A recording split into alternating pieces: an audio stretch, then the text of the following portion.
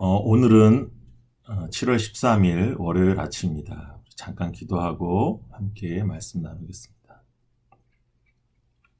하나님 아버지 감사합니다. 하나님께서 예수님께서 우리와 함께 계시니 우리는 어떠한 시험이나 환난이 와도 겁이 없고 늘 기쁘게 살 수 있도록 인도해 주시니 감사합니다. 이 세상 친구 없어도 저희에게 늘 친구로 남아주시는 우리 하나님이, 우리 예수님이 계시니 얼마나 감사한지 알 수 없습니다.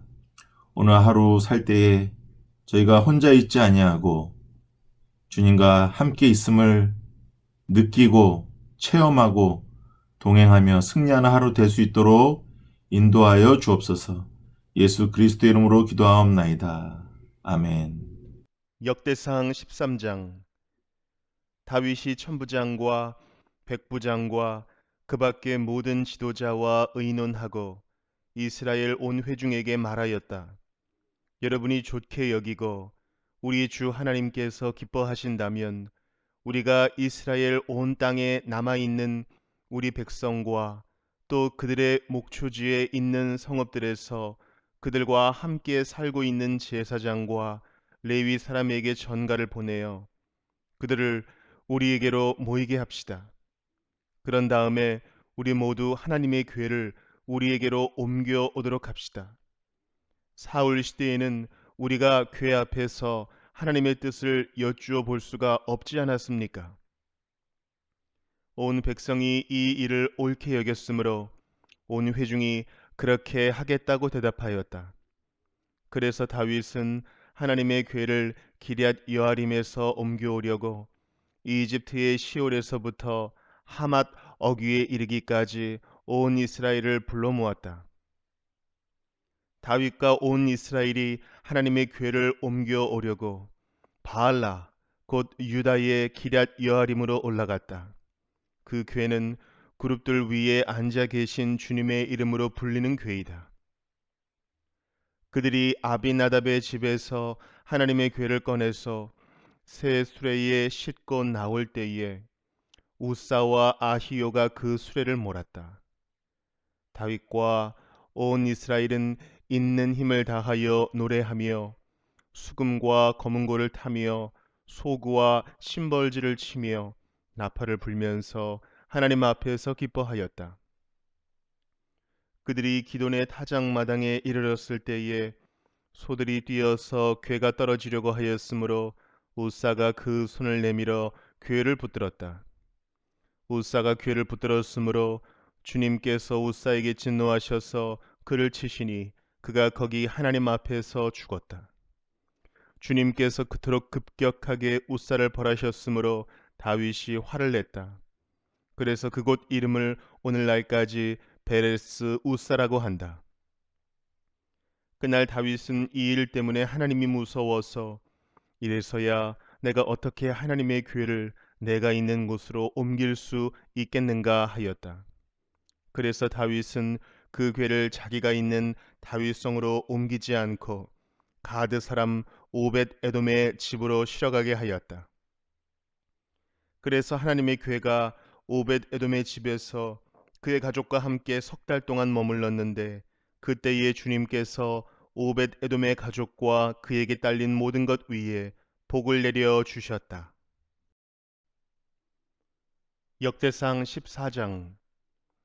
두로 왕 히람이 다윗에게 사절단과 함께 백향목과 석수와 목수를 보내어서 궁궐을 지어주게 하였다. 다윗은 주님께서 자기를 이스라엘의 왕으로 굳건히 세워주신 것과 그분의 백성 이스라엘을 번영하게 하시려고 그의 나라를 크게 높이신 것을 깨달아 알았다. 다윗은 예루살렘에서 또 아내들을 맞아 또 자녀를 낳았다. 그가 예루살렘에서 낳은 아이들의 이름은 삼무아와 소밥과 나단과 솔로몬과 이팔과 엘리수아와 엘벨렛과 노가와 네벡과 야비야와 엘리사마와 부엘야다와 엘리벨렛이다. 다윗이 기름 부음을 받아 온 이스라엘의 왕이 되었다는 소식을 블레셋 사람이 듣고 온 블레셋 사람이 다윗을 잡으려고 올라왔다. 다윗이 이 말을 듣고 그들을 맞아 공격하려고 나갔다. 블레셋 사람들이 이미 몰려와서 르바임 평원을 침략하였다. 다윗이 하나님께 아뢰었다. 제가 저 블레셋 사람들을 치러 올라가도 되겠습니까? 주님께서 그들을 저희의 손에 넘겨주시겠습니까? 주님께서 그에게 대답하셨다. 올라가거라. 내가 그들을 너희의 손에 넘겨주겠다. 그래서 그가 바알 브라심으로 쳐들어갔다. 다윗은 거기에서 블레셋 사람들을 쳐서 이기고 나서 이렇게 말하였다. 홍수가 모든 것을 휩쓸어 버리듯이 하나님께서 나의 손으로 나의 원수들을 그렇게 휩쓸어 버리셨다. 그래서 사람들이 그곳 이름을 바알 브라심이라고 부른다. 블레셋 사람이 그들의 온갖 신상을 거기에 버리고 도망갔으므로 다윗은 그 신상들을 불태워 버리라고 명령하였다. 블레셋 사람이 또다시 그 평원을 침략하였다. 다윗이 하나님께 또 아뢰니 하나님께서 그에게 대답하셨다. 너는 그들을 따라 올라가 정면에서 치지 말고 그들의 뒤로 돌아가서 숨어 있다가 뽕나무 숲의 맞은 쪽에서부터 그들을 기습하여 공격하여라. 뽕나무 밭 위쪽에서 행군하는 소리가 나거든 너는 곧 나가서 싸워라. 그러면 나 하나님이 너보다 먼저 가서 블레셋 군대를 치겠다. 다윗은 하나님이 명하신 대로 기브온에서 게셀에 이르기까지 쫓아가면서 블레셋 군대를 무찔렀다. 다윗의 명성이 온 세상에 널리 퍼졌고 주님께서는 모든 나라들이 다윗을 두려워하게 하셨다. 예, 오늘 말씀은 역대상 13장과 14장입니다. 예, 우리 앞서서 우리 목사님이 하셨던 11장에서 다윗은 본래 헤브론에서 왕으로 기름 부음을 받았습니다. 헤브론에서 7년 반을 있다가 이제 여부스 족속을 몰아내고 그곳에서 다스리게 됩니다. 바로 그곳이 다윗성이고 예루살렘 성이 되는 것입니다. 우리 예루살렘 시온성 많이 하는데 바로 이때부터 다윗이 여부스 족속을 몰아내고 다윗성을 세운 이때부터 예루살렘이 시작이 되는 것입니다. 13장에서는 예루살렘을 이제 정복하고 이제 성을 쌓은 다음에 제일 먼저 한 일이 언약궤를 가지고 오는 것입니다. 13장에서는 언약궤를 가지고 오고요. 14장에서는 두로왕 히람의 도움으로 자신의 궁궐을 그 다음에 짓고 그리고 많은 자녀들을 축복으로 하나님 앞에 받고 그 다음에 이스라엘의 영원한 숙적인 블레셋을 이기는 장면이 나옵니다. 이 블레셋이 영어로 팔레스틴이죠. 지금도 둘이 숙적이죠. 뭐 이렇게 비교 대상은 안 되지만 하여튼 영원한 숙적입니다. 본래 사무엘하 5장과 6장에도 똑같은 비슷한 내용이 나옵니다.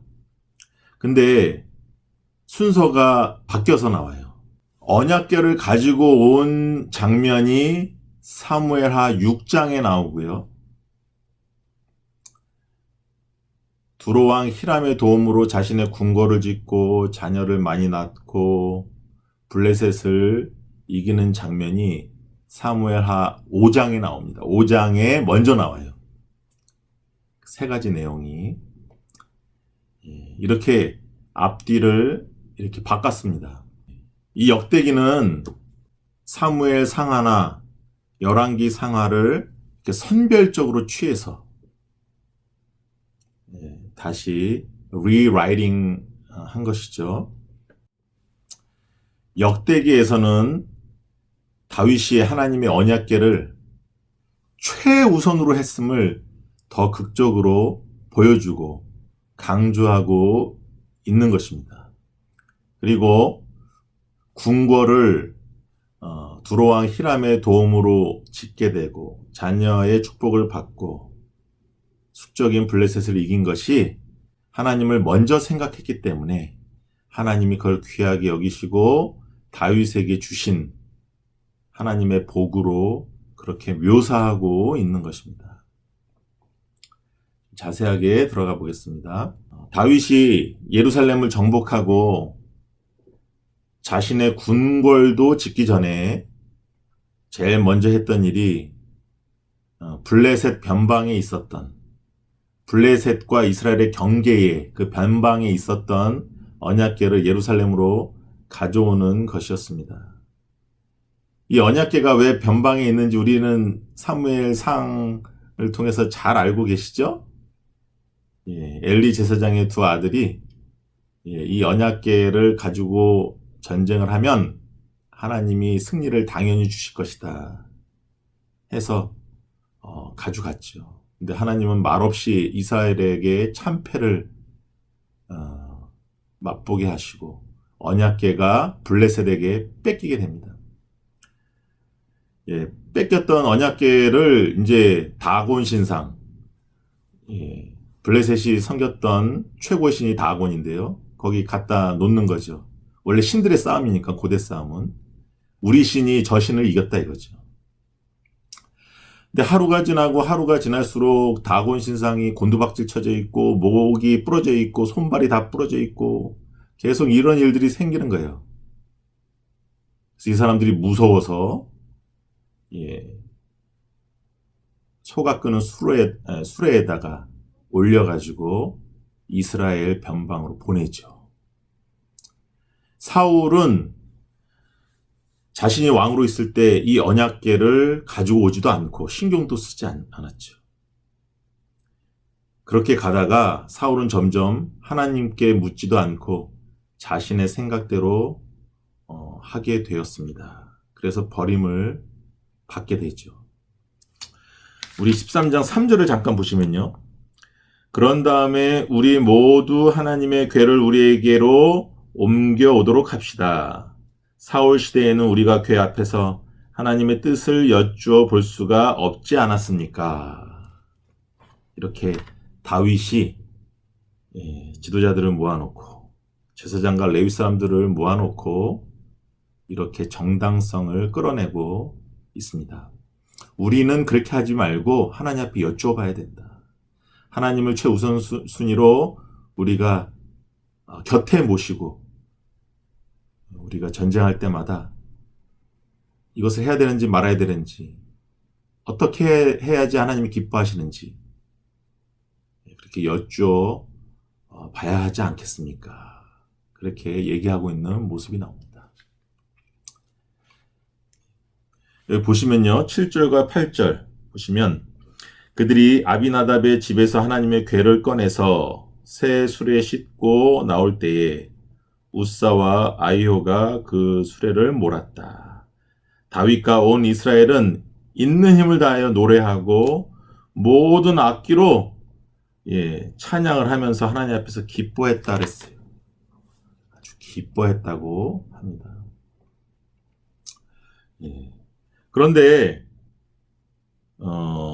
소들이 날뛰어가지고 개가 떨어지려고 하자 우사가 그 수레를 몰았던 우사가 손을 내밀어 궤를 붙듭니다.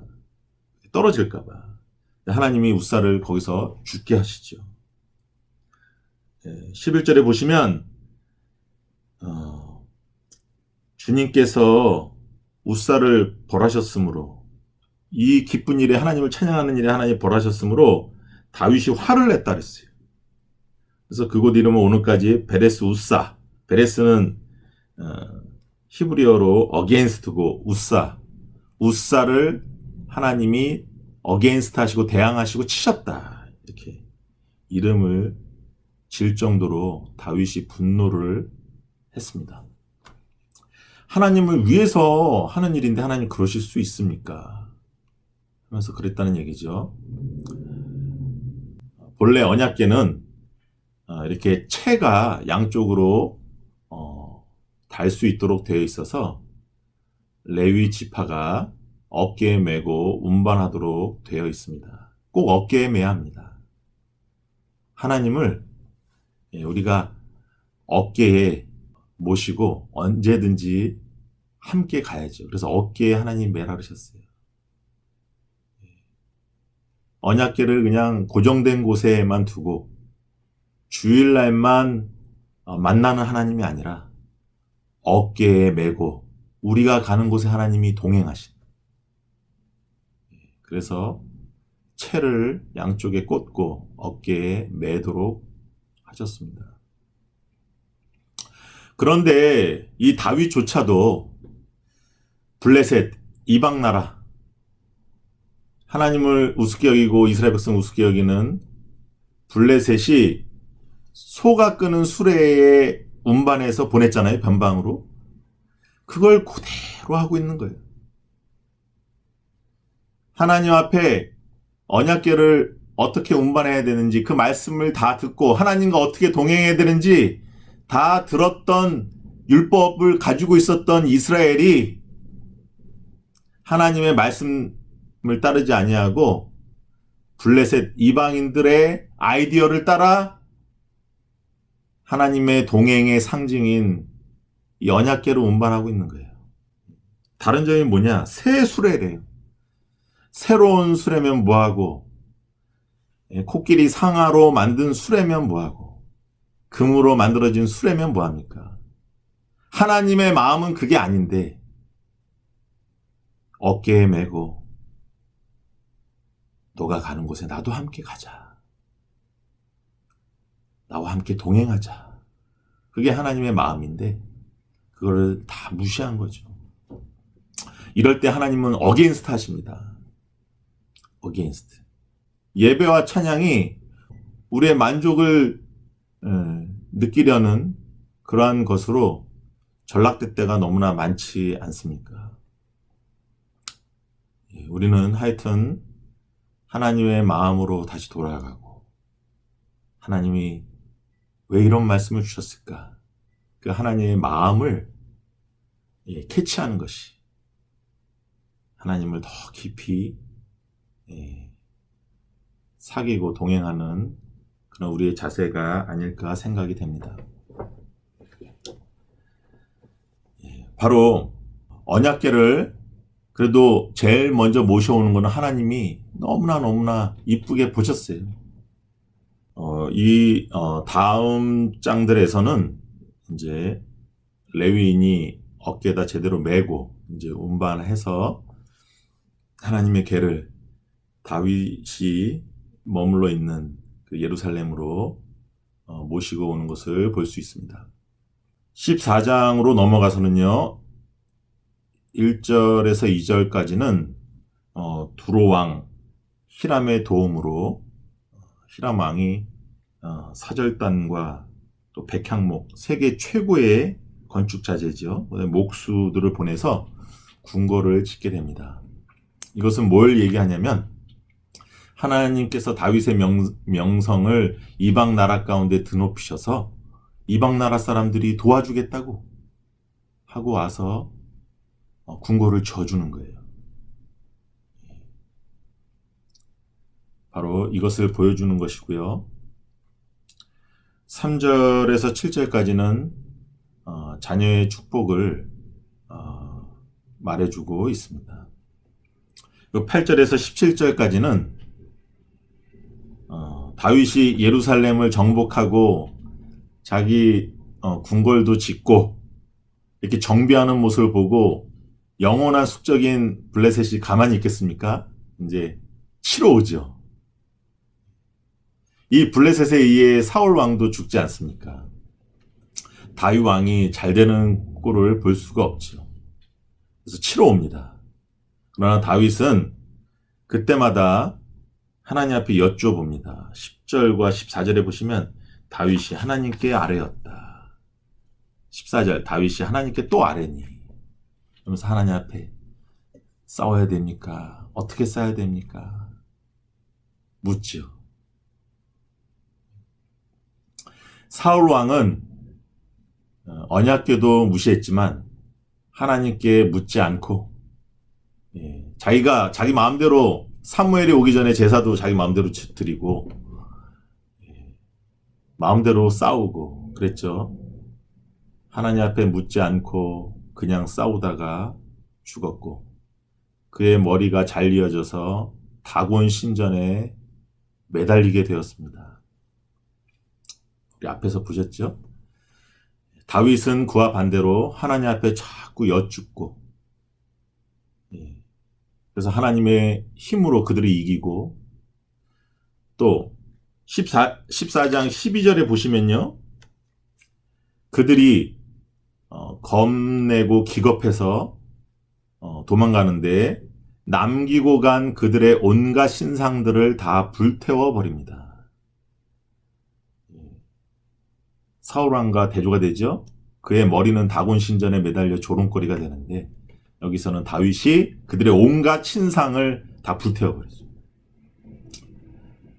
바로 이것이 진정한 정치라는 것이죠. 하나님을 왕으로 모시고 하나님께 뭐 할 때마다 여쭙는 것. 이게 바로 하나님이 원하시고 이스라엘이 가야 할 신정 정치라는 것입니다.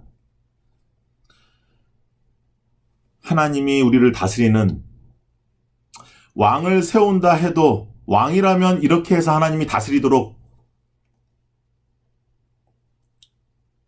이렇게 해야 된다.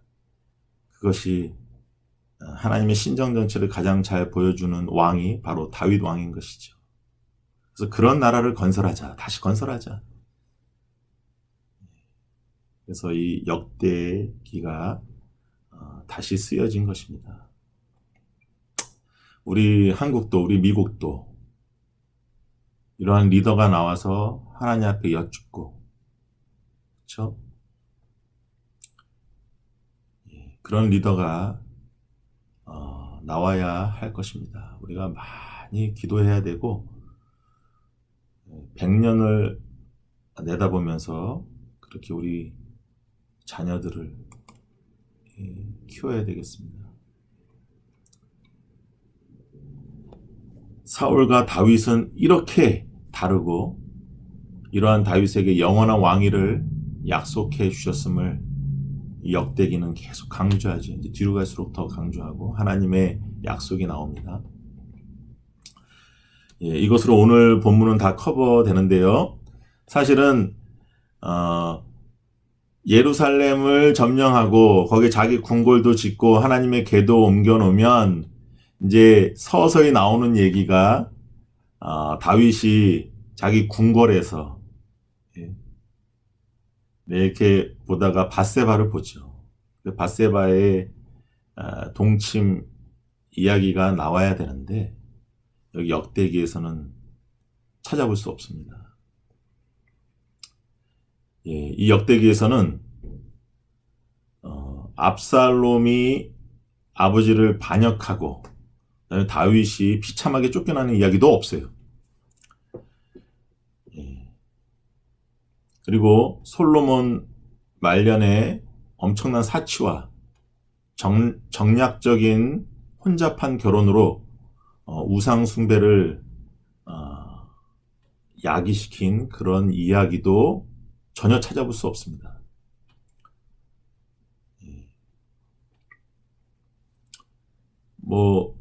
목사님께서 설명해 주셨지만 이 역대기는 다윗 왕가를 중심으로 우리가 하나님이 정말 원하시는 나라가 뭐냐, 그걸 새롭게 건설하자. 이게 주로 핵심이기 때문에 이런 이야기는 제외시켜 버렸습니다. 이 역대기가 쓰여질 때 이스라엘은 아직도 우리가 하나님의 자녀인가? 하나님이 우리를 버리신 것은 아닌가? 우리에게도 아직도 희망이 있는가? 하고 본국으로 돌아와 보니까 뭐 성전 하나는 땡그랗게 졌는데 성벽도 없고 맨날 이방인들에 의해서 침략당해서 조금 수확한 거 맨날 다 뺏기고 예, 살육당하고 자기 먹고 살기도 어려워지고 하나님의 성전은 잡초가 무성하게 되고 예, 성벽이 없으니까 그렇게 살아가는 거죠. 이런 우리에게 희망이 있을까? 하나님 우리를 버리시지 않았을까? 바로 이때 아니다. 하나님의 약속은 계속 유효하고 다윗 왕에게 약속하셨던 그 나라 우리가 회복해야 된다. 그래서 이 역대기가 쓰여졌죠. 그 반대로 다윗의 모든 창피한 얘기와 얼마나 창피합니까? 밧세바와 동침하면서 그 남편 우리아를 충신을 예? 전쟁의 맨 앞에 서게 해서 죽게 해라. 그거를 서신을 써가지고 예, 죽게 하죠. 살인 교사죠. 살인 교사. 예. 또 아들에게 반역당해서 또 아들들 사이에 또 딸이 또 겁탈당하고 또 뭐 집안이 다윗이 자녀 교육에 좀 실패해서 혼낼 때 혼내고 가르칠 때 가르쳐야 되는데 그러한 얘기까지 다 나오고 사무엘서와 열왕기서는 다 나오죠. 이것은 포로로 잡혀갔을 때 하나님이 왜 우리를 포로로 잡혀가게 했을까? 자신들의 잘못을 다 드러내면서 회개하면서 눈물 흘리면서 기록한 게 사무엘서와 열왕기서이기 때문에 거기는 거칠 것이 없죠. 다윗 왕이라도 그가 잘못한 건 다 썼죠. 솔로몬의 엄청난 말년의 그 죄까지도 다 숨김없이 다 하고 모든 왕들의 잘한 것과 못한 것을 다 기록하면서 눈물로 회개하며 썼죠. 저는 이 두 가지를 이렇게 생각하면 엄청난 은혜를 받습니다. 우리가 진정으로 회개하고 하나님 앞에 낮아졌을 때는 하나님은 더 이상 우리의 죄를 들추지 아니하시고 과거를 묻지 아니하시고 우리의 죄가 없다 하시고 우리를 일으켜 세워주시고 회복시켜주시는 하나님을 만날 수 있죠. 그런데 바알에게 제사 지내고 하나님 앞에 예배드린다면서도 바알에게 다 예배드리고 음행하고 예배드린다면서 음행하고 수많은 선지자들이 니네가 이러면 이방 민족을 들어서 하나님이 치실 것이다 했는데도 선지자를 죽이고 톱으로 켜서 죽이고 그렇죠? 그렇게 수없이 죽이고 성전이 우리에게 있는데 하나님이 설마 우리를 망하게 하시겠어. 이러한 믿음으로 있을 때는 하나님이 치시는 거예요. 하나님이 우리의 모든 죄악을 드러내서 하나님이 눈앞에 비디오가 흐르듯이 모든 걸 다 들춰내시면서 우리를 회개하도록 기회를 주시는 것이죠. 그런데 우리가 회개하고 낮아졌을 때 주여 나를 죽이시더라도 하나님과 화해하고 죄사함 받고 동행하고 싶습니다. 나를 치셔도 제 영혼을 살릴 수만 있다면 하나님 죄를 쳐주시옵소서. 이렇게 우리가 하나님 앞에 낮아졌을 때는 하나님 죄를 묻지 않으시. 더 이상 들춰내지 아니하시고 너는 내 사랑하는 딸 아니냐. 너는 내 사랑하는 아들 아니냐. 일어나라. 나와 함께 가자. 너는 여전히 내 아들이요 내 딸이다. 이렇게 회복시켜 주시는 거죠. 마치 탕자를 선십 금가락지를 끼우고 비단옷을 입혀서 아들됨을 회복시켜 주는 것처럼 우리의 죄를 묻지 아니하시고 방탕을 묻지 아니하시고 우리의 sonship, daughtership을 회복시켜 주시는 하나님. 사무엘서 열왕기서와 이 역대서를 묵상해 오면 저는 이런 것으로 큰 은혜를 받습니다. 우리도 하나님 앞에 맞아서 깨닫는 것도 잘하는 것입니다. 맞아도 못 깨닫는 것보다는 잘하는 것이죠. 제일 좋은 거는 하나님 앞에 맞기 전에, 크게 맞기 전에 우리가 스스로 죄를 회개하고 하나님 앞에 낮아지고 하나님 없으면 나는 살 수 없는 존재입니다. 예수님의 보혈의 피가 저는 필요한 사람입니다. 다른 것 다 제쳐두고 하나님과 동행하는 것이, 예수님과 동행하는 것이 저에게 참 복입니다. 기쁨입니다. 기도하는 것이 저에게 기쁨입니다. 하고 고백하는 저와 여러분이 되었으면 좋겠습니다. 여름학교가 일주일 남았는데요. 우리 선생님들과 학생들을 위해서 기도해 주시고 우리 잠깐 기도하고 마치겠습니다. 하나님 아버지 감사합니다. 우리가 하나님 앞에 찬양하고 경배하고 예배 드릴 때에 혹시 우리의 만족을 위하여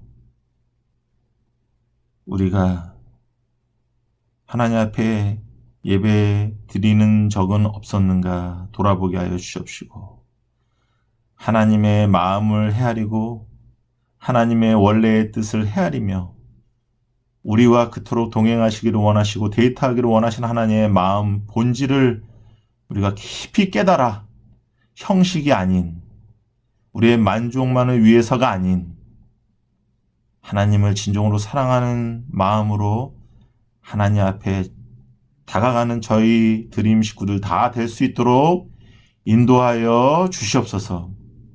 하나님이 크게 치시고